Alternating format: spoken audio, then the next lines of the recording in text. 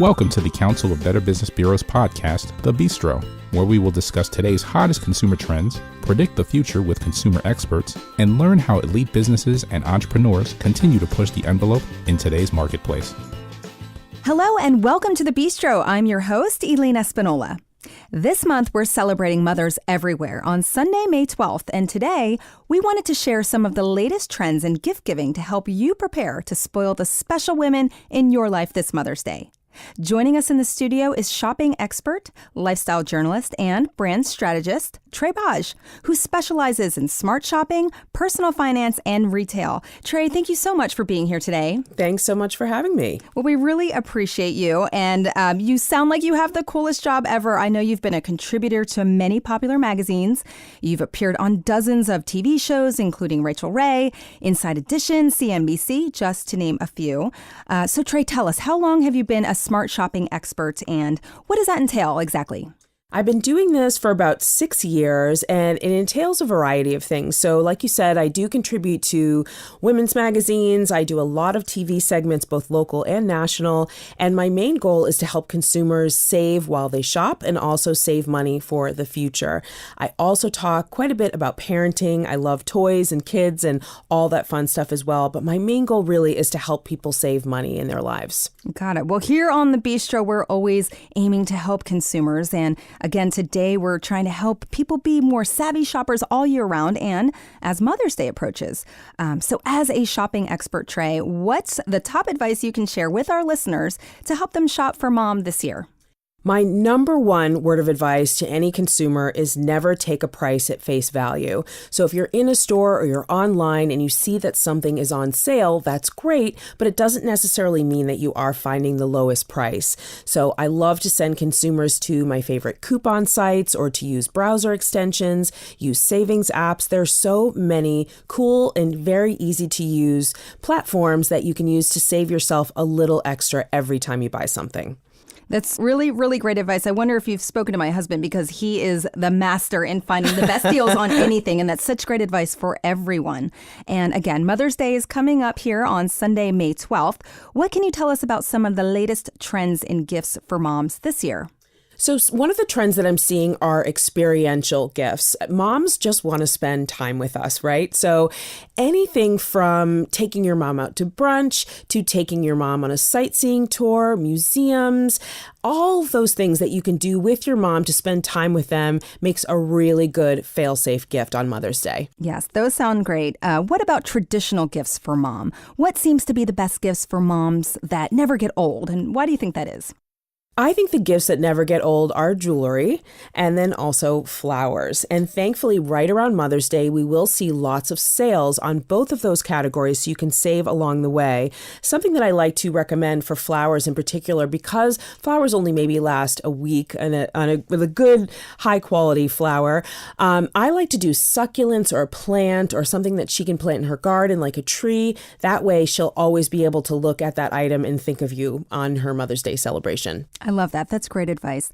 You mentioned some sales, and tell me about Mother's Day's gifts if money is tight. What are some other low-cost ways to celebrate mom? Yeah, so we talked a little bit about experiential gifts, and so you can do that on a budget. You could make her breakfast, for instance, or maybe this is, not so exciting, but if there's something around her house that she's been kind of putting off that she needs to do, for instance, if she bought a piece of furniture that needs to be assembled and you're great at that, go over and help her put that together. Or if she's not that digitally savvy and she needs to hook up her Wi-Fi or her smart TV, I think especially with the older consumer, moms may feel a little bit intimidated by certain things, and you're obviously younger than her and probably more savvy there. So you can go in and help her get herself all set up digitally so she can maybe communicate by email with you or by text or FaceTime with her grandkids, for instance. Yeah, those are all really great tips. And I think you're right. People, mothers especially, they love great intentions and those great experiences.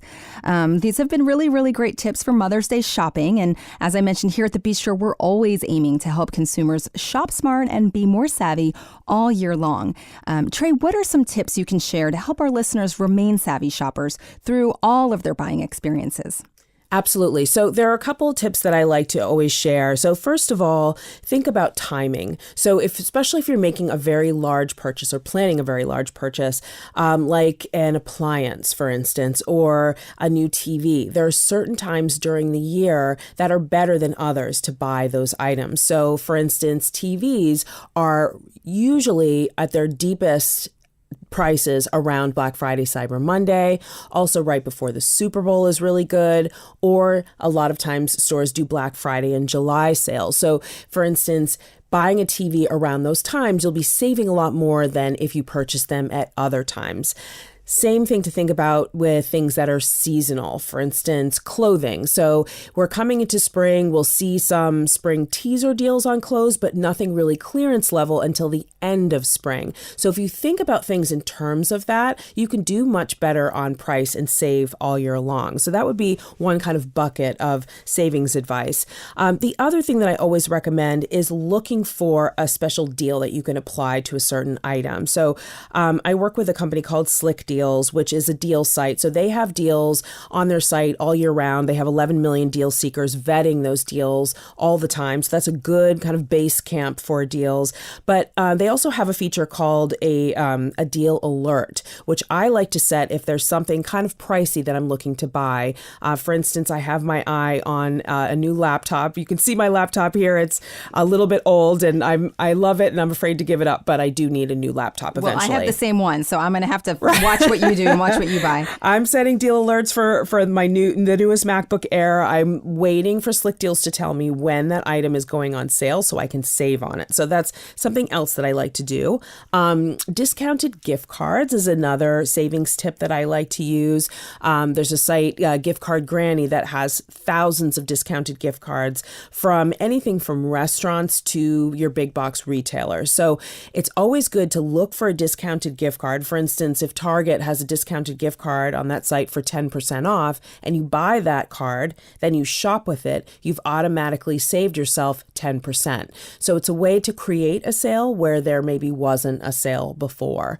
So that's another tip that I like to use. And then the last tip that I like to use and really suggest that consumers do this is that if you do a lot of shopping online, use a browser extension. So a browser extension is what it says it is. It extends the functionality of your regular browser. So if it's Safari or Chrome or whatever browser you use.